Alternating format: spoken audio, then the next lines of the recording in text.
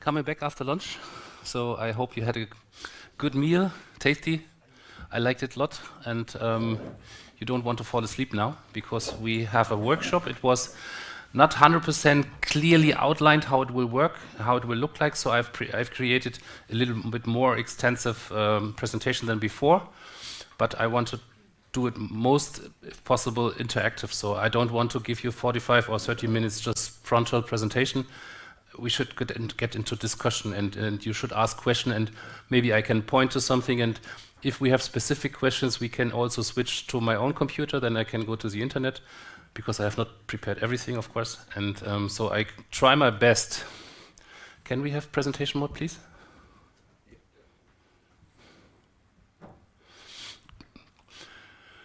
So I didn't know how many people were here, so it's the same what we had before.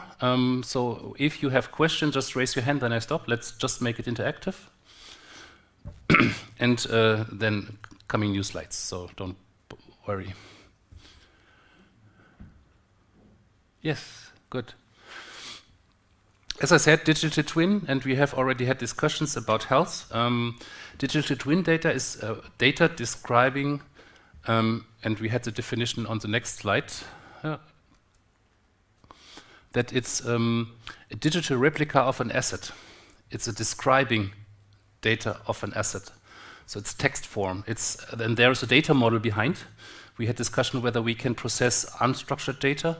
No, unfortunately not, because there's a data model behind. It's an entity, attribute, value, and relationship data model. A bus has a position, and the position is this let long. And the driver is Mr. Smith, and there's a relation to another person. It's text data. So the digital twin that we process is described in text.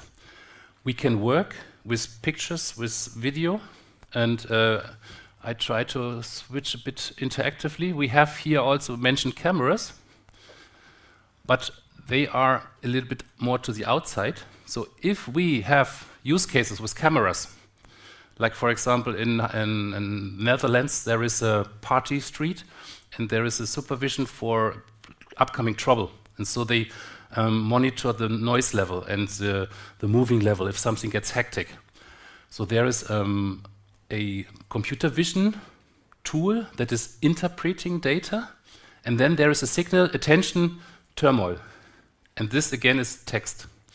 So you have software that is interpreting the video stream, but this is running at the edge, and then information get extracted from a video stream, from an audio stream, and this information about an entity at that house, there's going to be a fight. So please send the police and raise a light.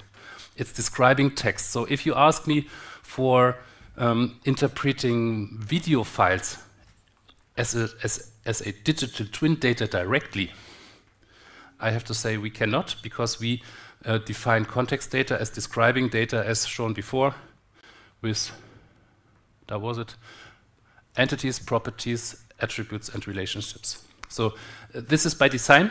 So if you have a description, where's the bus, where's the robot arm, where's the robot driving in the factory, describing text. So in that case, unfortunately, no. We can, of course, point to digital files, but you cannot put an image of your child or your baby into the context broker because it handles JSON files, and JSON is structured text.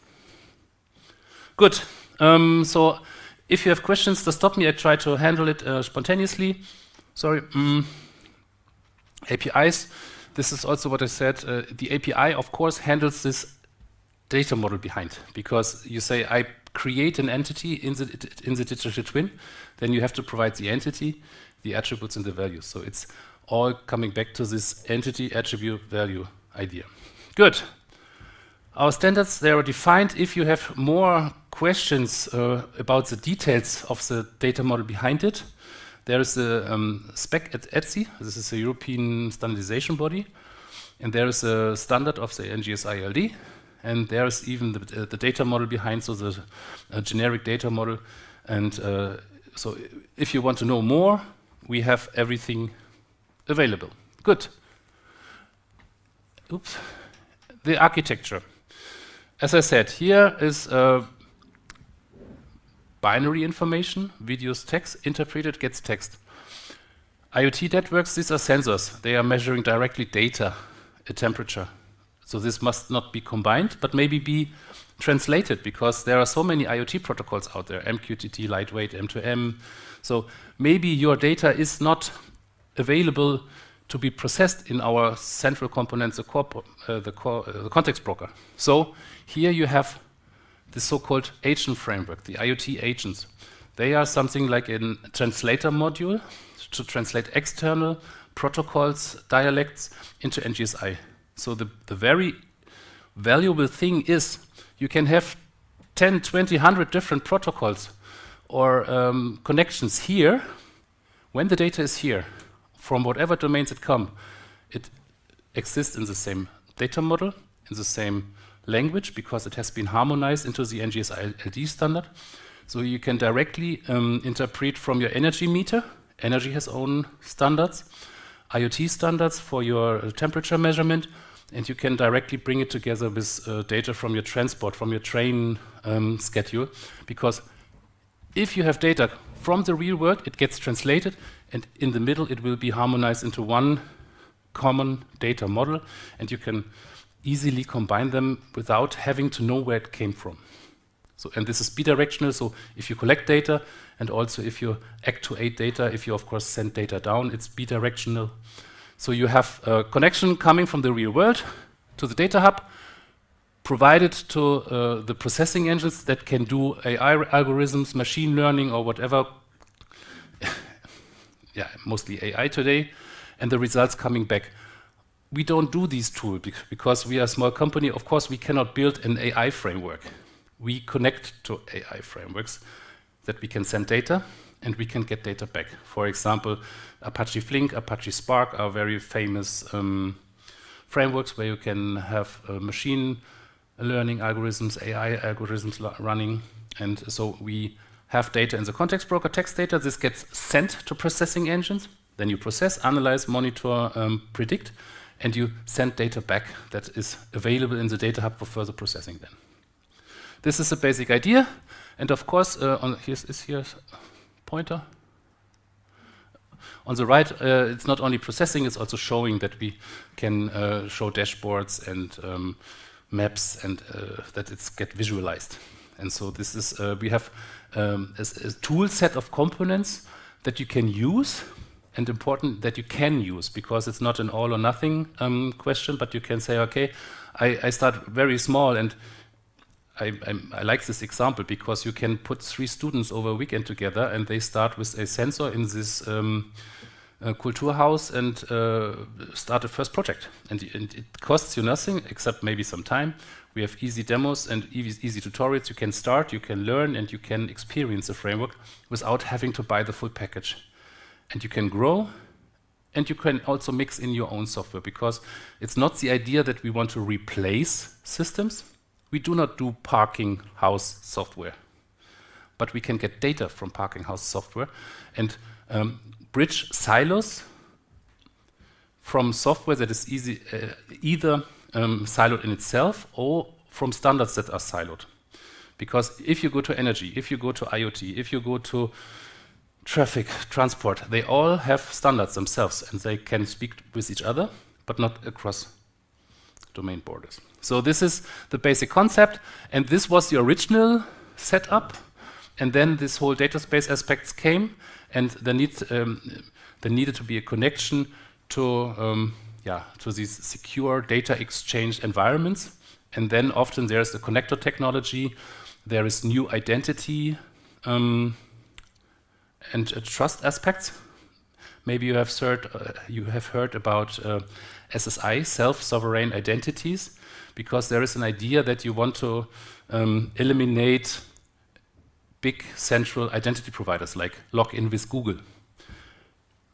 People want to get in control of their own data. They don't want to have, if they go to a video page, they don't want to involve Google, whether they want to, they are allowed to see a movie. So self-sovereign identity is a method. It's based on ISO standards called verifiable credentials. It's something that you can, it's like in the real world like a club card. You can go to a door and you can say, this is my credentials, this is my age, my name, my nationality. And the validity of this information can be tested and validated without asking Google or Facebook. And so this is a whole concept based on new technology, based on cryptographic methods and materials, so that you have, for example, credentials issued by your national bank, and you say, I trust the information issued by the national bank, and so you can verify cryptographically if this information has been issued by a trusted person. So you can calculate the correctness and the validity of the data yourself, and you do not have to contact third parties. And so this is new. This has to be rethought, because it's really different. Often you ask your central identity provider, and it was with us. We have a central key rock component, but it's in your system, maybe in your company or in your group. It's one identity provider. If you go to the next, to your football club, they have an own identity provider. And then you go to log in for Facebook, and you have 10 passwords. And so this whole idea of a distributed but individually centralized identity provider is a little bit outdated. And so there's a replacement. And this is very important for decentralized data spaces under this aspect of self-sovereign identities with verifiable credentials. So you can show a digital, it's bits and bytes with signatures. And these signatures can be verified mathematically, cryptographically, and you can check yourself whether it's valid or not without having to contact a third party whether you're allowed to see this movie or not. Good. And there are other components, of course, marketplaces. This all takes effort. It's a very hard to oversee environment these days, data spaces, and many players. And you have to work on it. You have to invest. And maybe it's interesting, and you ask me, there are companies who want to do business. Maybe they want to have a return of investment, that you say, okay, I spent some money, but after having spent 1 month of work into this data set, maybe I can sell it and I can also get some money. So this monetary and this monetizing aspect is pretty young. It's not so widespread. But we, Fiverr, have a marketplace component since years where you can say, okay, I have data in my context broker. It's a digital twin data about my buses in Oslo or here in this city. And you can say, okay, I put it on the marketplace, and you can go to, like you go to Amazon, you register, you pay with PayPal, and then you get access rights by buying this data product. So you can easily sell it. This was before data spaces. Of course, if you log in with these verifiable credentials, this new topic, it needs an update, but we are having developed this in a DOME project, and this is going live. So this has been done so that you can even go to this marketplace and present yourself with this verifiable credentials and say, I'm Gernot Böge, I'm above 18 and I'm allowed to buy alcohol. And you must not ask Google or your company identity provider, what is my age, to check whether I'm old enough. So this is taking part, and there is access control mechanisms like OpenID Connect, for example. In health, this is very special with personal data, so it's different from city data, like filling level of trash cans. I don't know so much about your individual access right requirements. In data spaces, today it's mostly business to business. So if you go to Gaia X today, and Ulrich will speak later probably, my former CEO, so I know him well. And there is these days the new version of the documentation of the architecture coming out, 2404, these days. Until this documentation, there were only organizations. There were no credentials foreseen for persons. So this whole person business, private data business with citizens, B2C, is pretty new in data spaces. So, and especially health context, I think this development of data spaces is the more difficult, the more sensitive the data. Probably. But if you have this Verifiable credentials, that's of course attesting that you are you. There are access control mechanisms and components that check the validity and whether you have access rights. So it is there, but it's young. For example, bitte, please. Yeah, and for information, Digbear is running a project, a consortium, no bid consortium for implementing a digital wallet according to the ADAS standard with those technologies. Yeah, the wallet stuff is also a good question because verifiable credentials must be held somewhere, and they are held in wallets. And there is this EUDE, this European, I don't have the full spelling, sorry. And I've just received 1 or 2 weeks ago, there is a funding project to develop the first EUDE compliant wallets. So also this wallet thing with verifiable credential with Gaia X is pretty much at the beginning. Yeah, but it's going on. It's going on. There's funding. It was. I have it if you were interested. It was funding from German funded money. So there are 6 teams selected to develop EUDI compliant wallets. But it was a German activity. I have the link open. Yeah, but they're also financed by the Digital Europe program, and I think it's both the ADAS technologies and the blockchain, so EPSI technologies. If you look to the right, the green elements, it's the fiber data space components, connector, we are still struggling with the word. And what we developed there, it's also open source, it's public if you're interested, it's software, it's working. So we have it running in the DOME project and it's there. And it's compliant with EPSI and so with all these European standards, of course, the compliance is important. And EIDAS, of course, 2.0 is important, and also the EPSI APIs for checking trusted issuer of credentials and so on. So we are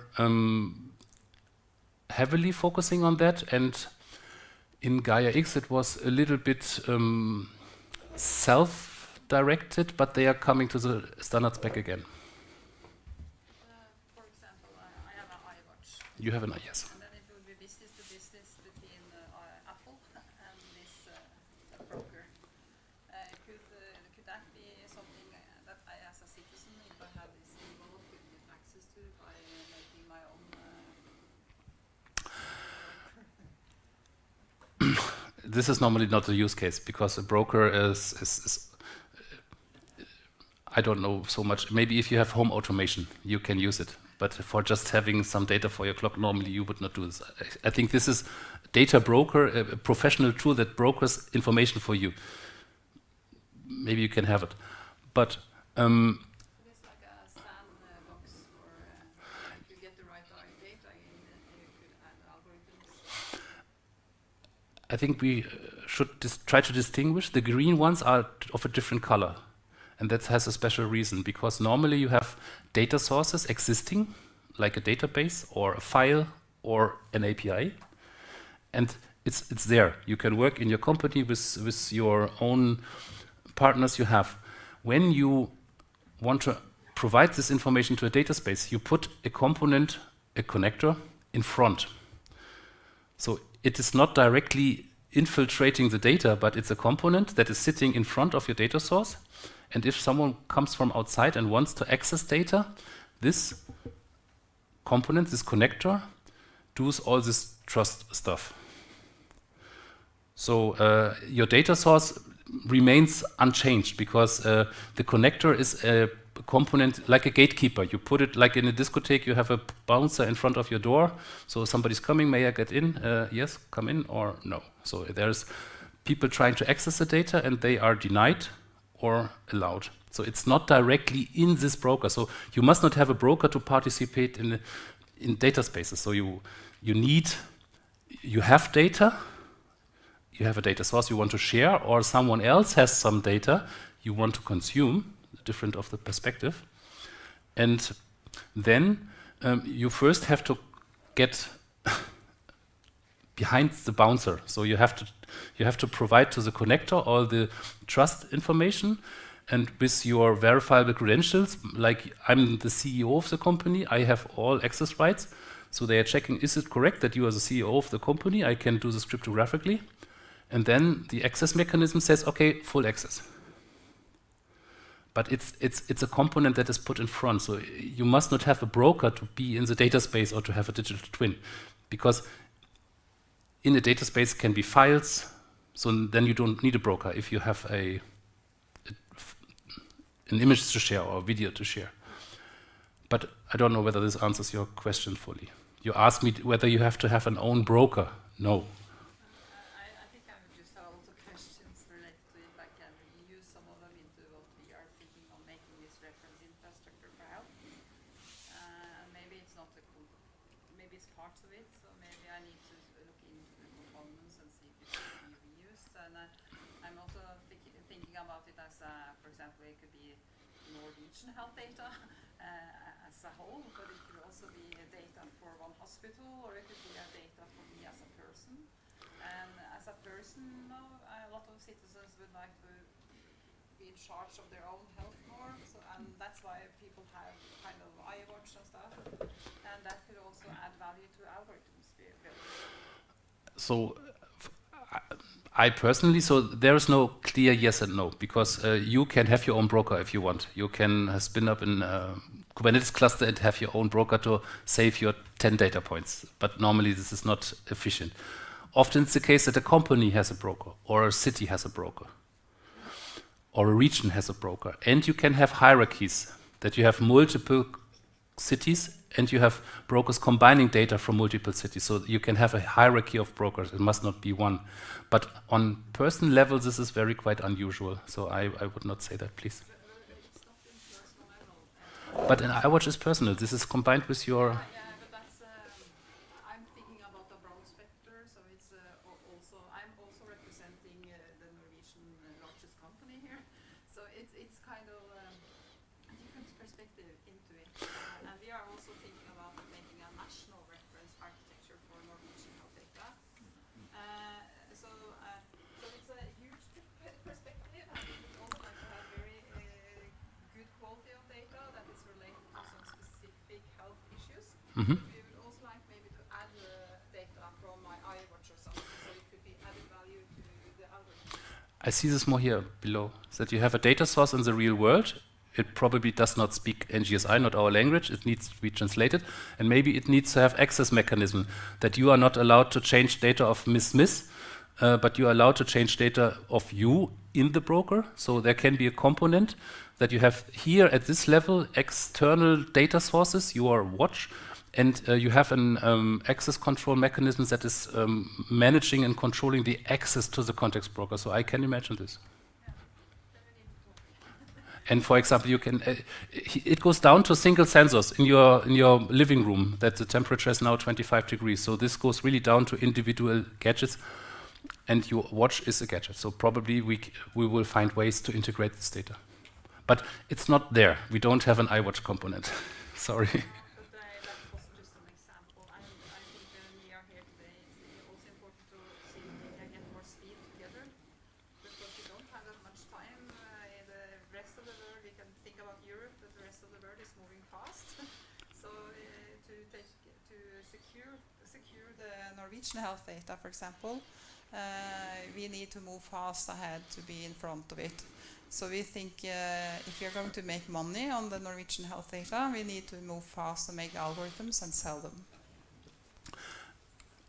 Good. So I think this would be worth to speak about it. But one thing, this is by design. The context broker itself does not have security. The context broker is open. So it's by design that you have to put adequate security components in front of it. And there must be a security component that is managing the personal access to data in this context. But this is spontaneous information. Maybe we have to go deeper into the talk. But there's definitely a way to bring this together. But it's not here. I don't have an eye. This was an example I get. But sorry, I've seen you, but you were first, please. Yeah, I was wondering how you would deal with dynamism in terms of connectors or whatever brokers or whatever you say, they are changing, and every data space. When we say data space, we must maintain also data sovereignty, where the data should not move to anywhere, but you get access to that data through a mechanism like connectors. And in order to do that, you said you have to pass a trust. Trust is also dynamic. It changes, it has different level of trust from different sources. How do you manage the interoperability of such trust? And how do you broker? Where do you find a balance which is acceptable by the users, so, through the interoperability of the trust?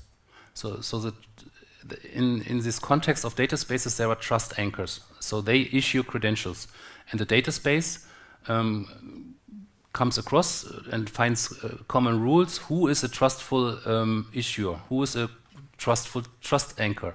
This can be your local central bank or your post offices. In Germany, we have a post ID. You can go to your post office to do some verifications and stuff. So within a data space, there is a definition and an agreement who is a trustful anchor.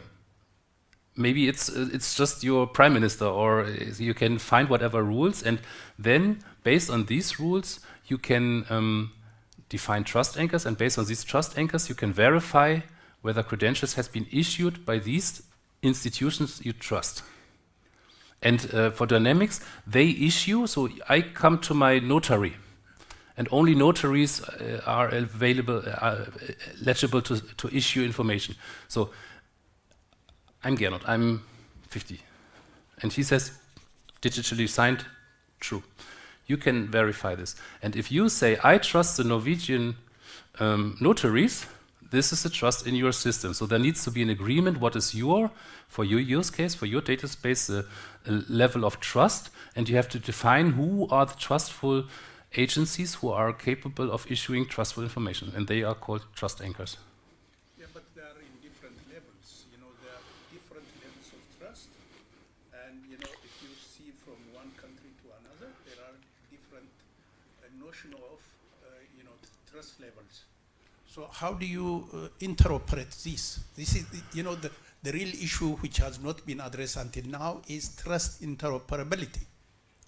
And especially in data space, you have different type of, like for example, you will think that even if you have trust anchor, you trust on the anchor, the root, and then based on that root, there are different rules below that. Exactly. So how do you manage this? You have credentials that are issued by trust anchors. And then at the gatekeeper, when you have data in the data space, you say my protecting component has rules, access rules, policies.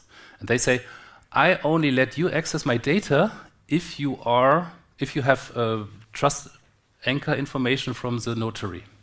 If you have trust anchor from your parent, I don't trust it, so I don't give you access. So this is a policy management in your access control component that is mostly within a connector. That was the question. You, please. Do you also have the possibility to have a context provider? A context provider. So we have... these are context providers because they are creating data about the world, describing where's my robot in the factory and where's a robot arm or whatever. Those are context providers. But we have an advanced mechanism. Then you can have a hierarchy of context brokers. Not all data must be in one context broker if you very much. You can say, I have a hierarchy of context brokers, like in cities. Yeah, you have many cities, and then you have a region, and then you have a country, and so you can put them in hierarchy. And you can say, okay, I'm the region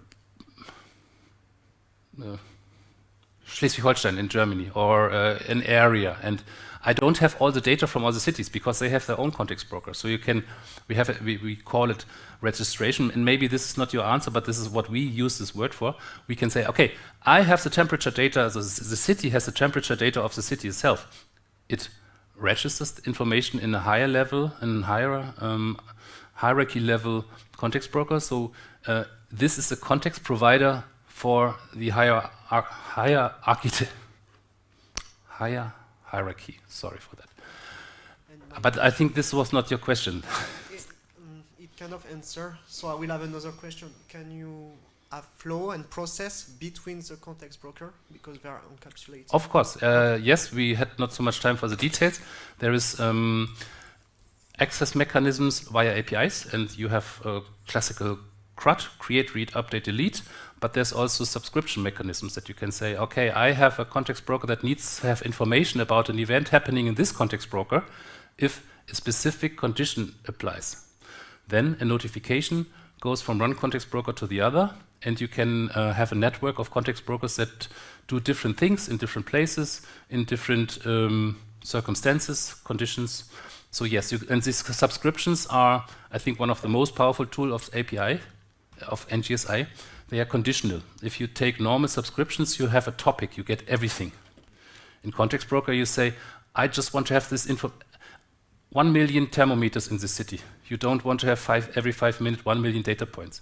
You just want to have the information if the temperature is higher than 100 degrees, because maybe there's a fire. Then you want to act. And these subscriptions in NGSILD can be conditional, and you can say, okay, I only want to be informed if something happens, an event occurs, and then you present data to a sink that you define. So you can connect information based on events, yes. Thank you. Please. I just wonder, do you know if Microsoft use some of your components? Microsoft does not use one of our components. They have the Azure platform, and they have an own product like this. Okay. And this is closed source, of course. You can use it only. This is a format that is running only on the Azure cloud, and only if you buy the Azure cloud. It's open APIs for open minds, of course, in the sense you can choose your service providers. You can be with one, and if you're not happy, you can change, because it's just data that is served via open standards, and you can change your partners. If you are with Azure, you are with Azure. At least this is what I know. I haven't used it. Please. Going deep into healthcare, you sometimes need to have a product marking, a CE marking of your application. So you need to be in line with some specific directive in healthcare. And then you have to follow some rules. So when you build those rules, you said temperature higher than 100. You have to certify the process around it. Do you also have like these certification processes that are in specific domains as a part of this model? No. We serve this NGSILD. You heard it before. This is a European standard for exchanging context information, and it is just an API call. It's an API call based on NGSILD. What you can do, you can put security rules. Only you are allowed to send this API call, no one else. So you can put security rules on your specific command, but the command itself is free. If you don't protect it, it's free for all. As I said, the context broker by itself has no security, because it's the idea that you're not bound to one security solution, but you can put what you need in front of it. I don't know about the time. It looks like we are changing.